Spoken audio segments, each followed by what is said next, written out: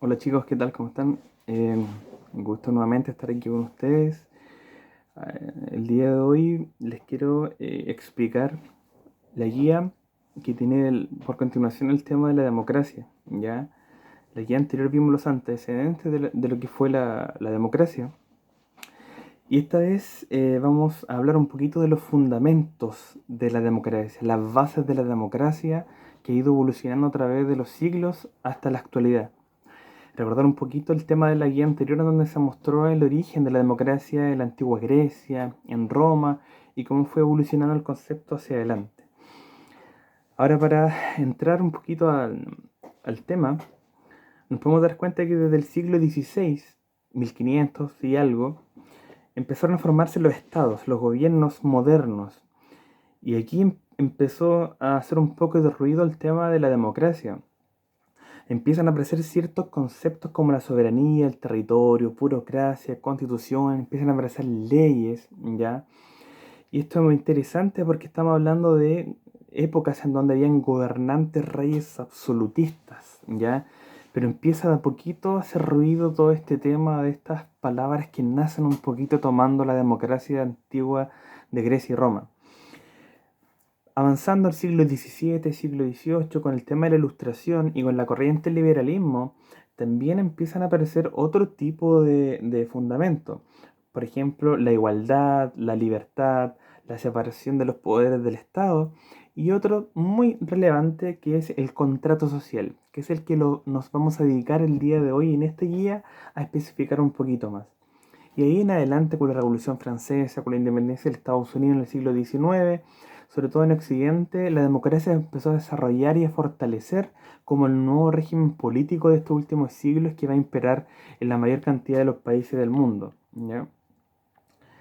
Eh, y bajo la lógica de este sistema liberalista, ya esta filosofía que nace en esta ilustración, que lo que intenta el liberalismo es dejar de lado el pensamiento de los gobiernos absolutistas, de los reyes divinos, e insertando de a poquito características como derechos individuales, propiedad privada, pluralismo, fortalecer el concepto de ciudadano por sobre el de Estado, ya dar más autonomía, más libertad a nuestra propia moralidad, a asumir nuestras propias responsabilidades y no que todo lo impongan nuestros gobernantes, sobre todo argumentando que esa imposición viene de Dios, ¿ya?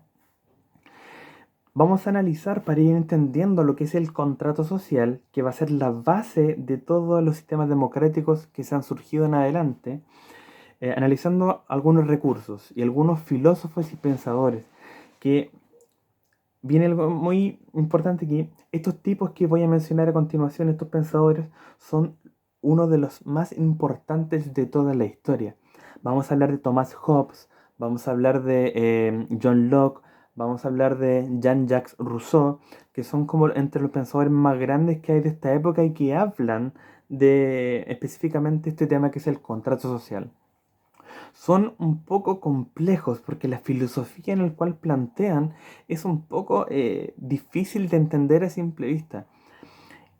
Intentamos acá tratar de dejarles a ustedes unos pequeños textos de sus grandes libros que escribieron en donde hablan del tema, pero de la manera más clara posible. De todas maneras, vamos a ir analizando y explicando qué quieren decir cada uno de estos autores a medida que vamos leyendo lo que ellos nos van expresando en sus textos. Partimos con Thomas Hobbes. Él habla sobre el contrato social, escribió un libro fantástico, gigante, importante y muy estudiado en la historia llamado El Leviatán, en donde es el primer pensador que se refiere a la teoría de contrato social. Es como la base, Thomas Hobbes, de todo este pensamiento del contrato social. Sobre todo, él la toma en el contexto de la monarquía absoluta y de los súbditos de ese monarca absoluto. Entonces, lo principal que va a tomar Thomas Hobbes acá va a ser el concepto del estado natural de la humanidad. Eh, ¿Qué quiere decir esto? Thomas Hobbes plantea a grandes rasgos que el ser humano, por naturaleza, es una persona que necesita gobierno, necesita ser gobernado. muy importante, porque él plantea que el estado natural casi del ser humano es como un estado salvaje, que necesita a alguien dominarlos. Por eso tiene que haber sí o sí un contrato social. Es como entregar un poco de libertad a los gobernantes, porque de una u otra manera viviríamos como en anarquía, como en estado animal. Y aquí voy leyendo un poquito lo que él va presentando. Dice, cito a Hobbes, la causa final, propósito o designio que hace que los hombres, los cuales aman por naturaleza la libertad, ojo, plantea que aman por naturaleza a las personas la libertad, pero también plantea que aman el dominio de los demás. Ese es el ser natural, el estado natural de las personas según Hobbes. Nos encanta nuestra libertad, pero no tenemos escrúpulos en querer dominar, o sea, interrumpir la libertad de las demás personas. ¿Ya? Sigo leyendo. Se impongan a sí mismos esas restricciones de las que vemos que están rodeados cuando viven en estados, es el procurar su propia conservación y consecuentemente su vida más grata. ¿Qué significa esto? Hobbes plantea que sí o sí el ser humano que vive en estado, que vive en sociedad con otras personas, necesita sí o sí entregarle su libertad a los estados. ¿Para qué? Para poder vivir de manera más grata, para que se pueda conservar la vida propia y la vida de los demás. Porque si viviésemos en estado natural, en estado salvaje, no habría ningún problema en que bajo nuestra libertad intentemos, por ejemplo, asesinar a la otra persona, hacerle daño a otra persona y sin tener ningún tipo de consecuencia, ¿ya?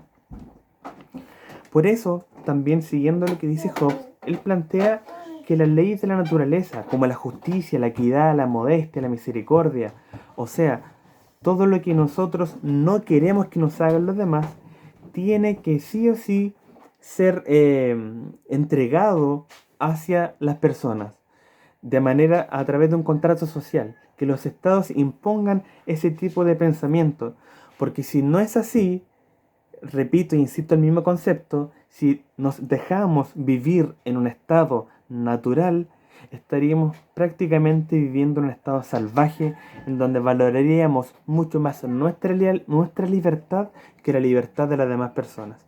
Y no tendríamos ningún, insisto, escrúpulo en dominar, conquistar por encima, pasando a llevar a las demás personas. ¿Ya?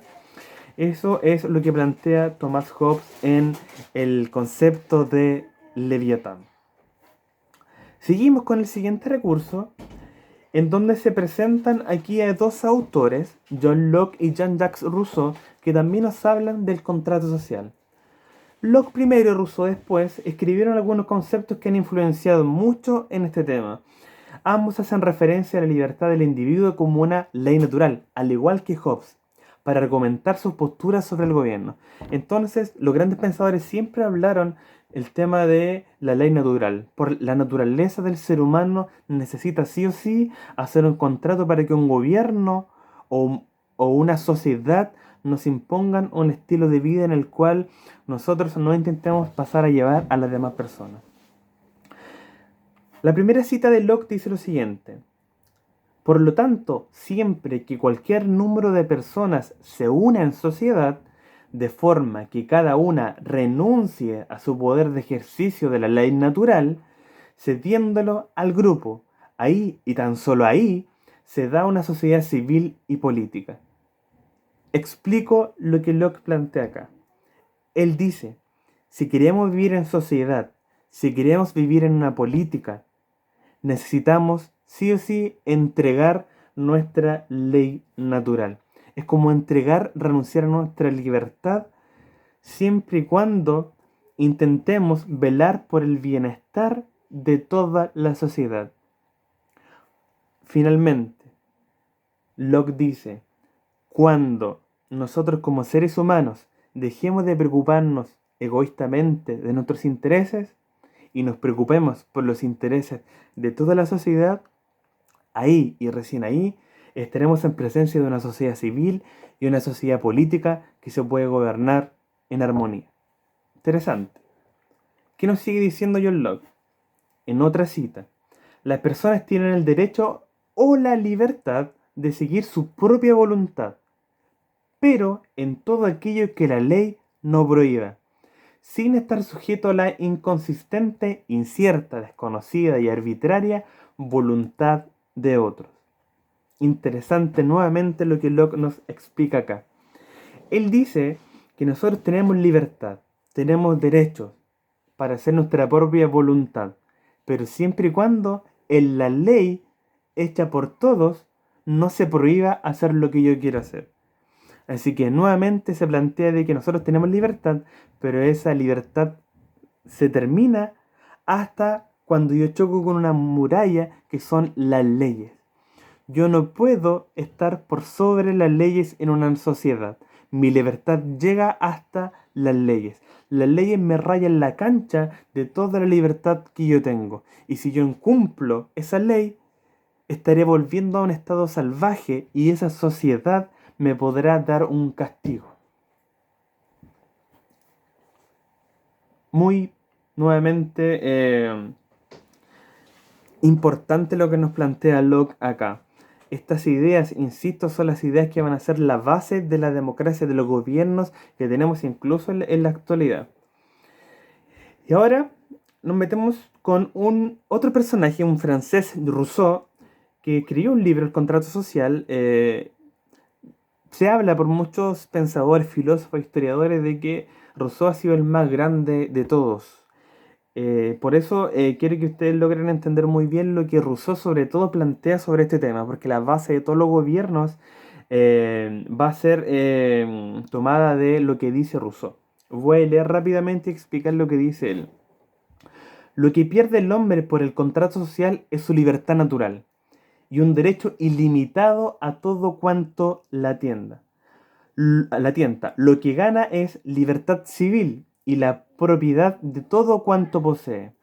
Hay que distinguir bien la libertad natural, que no tiene límites más que las fuerzas del individuo, de la libertad civil, que está limitada por la voluntad general. Podría añadirse a la adquisición del estado civil la libertad moral, la única que hace al hombre auténticamente dueño de sí, porque el impulso del simple apetito es la esclavitud y la obediencia a la ley que uno ha prescrito es libertad. Maravilloso lo que plantea Rousseau con respecto a este tema. Explico rápidamente.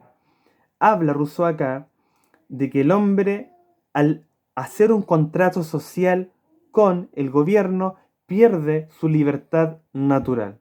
¿Ya? Eso es lo primero. Pero al mismo tiempo Rousseau plantea de que al perder el ser humano la libertad natural, esa libertad salvaje, gana libertad civil.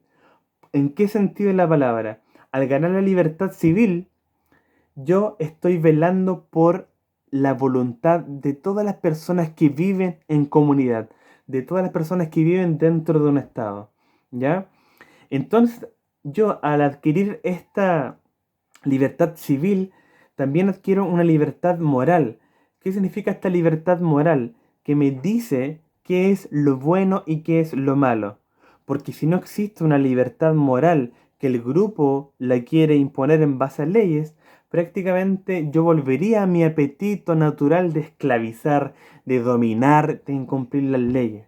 Por eso Rousseau termina diciendo que el hecho de que yo renuncie a mi libertad salvaje por la libertad y la voluntad de todas las personas, esa es una verdadera libertad, porque esa sería una libertad civil, una libertad política, y no una libertad individual egoísta que me llevaría al estado salvaje de la ruina.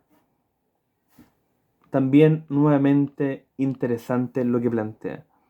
Ahora bien, para cerrar estos fundamentos y estas bases de la democracia, quiero mencionarles a un personaje relevante porque fue expresidente de Chile.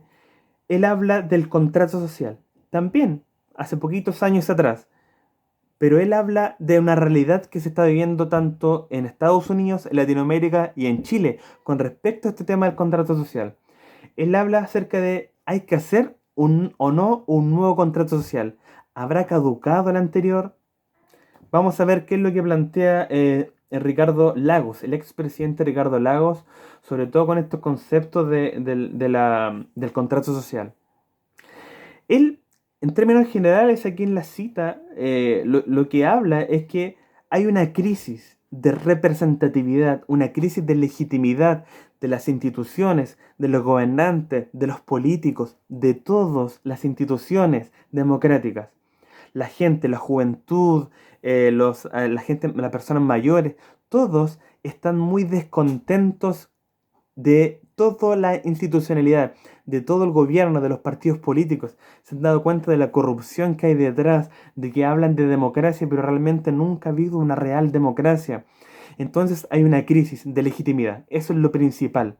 Por lo tanto, él plantea de que los gobernantes, los políticos y el mundo se tienen que dar cuenta de que tienen que hacer un clic y buscar un nuevo contrato social. Ir hacia la gente, acercarse a ella y preguntarle qué es lo que está pasando, qué es lo que quieren, qué es lo que necesitan. Los gobiernos, la democracia está fallando. Por lo tanto, hay que hacer un nuevo contrato, pero que nazca de los intereses de la gente, de la mayoría, de la sociedad. Eso es lo que plantea Lagos y es exactamente lo que estamos viviendo como sociedad hoy en día. Una crisis. Ya no creemos en los políticos, ya no creemos en el gobierno, ya no creemos en la democracia ni en la institucionalidad. Por lo tanto, lo que hay que buscar es un nuevo contrato social, pero que parta de los intereses de la ciudadanía y que sea moderna a los intereses de las personas del siglo XXI. Bueno, chiquillos, eso sería. Insisto, es un tema complejo estos fundamentos porque son temas más filosóficos. No duden, al responder las preguntas no están para nada complejas, lo pueden hacer con el video. Ahí más que nada hay que hablar de similitud y diferencia en cuanto a los personajes que están hablando acá. Pero si tienen dudas, consultas, no duden en escribir al WhatsApp, en escribir al correo para dejar sus dudas clarificadas para poder seguir avanzando en estos conceptos. Y no se preocupen tanto porque este tema filosófico un poco denso es necesario, pero no va a ser así de aquí en adelante. Esto es como la parte más compleja porque es un tema filosófico sobre todo, ¿ya? Un abrazo muy grande, nos estamos viendo las siguientes semanas, que estén muy bien y por favor sigan trabajando y sigan cuidándose. Un gran abrazo para todos.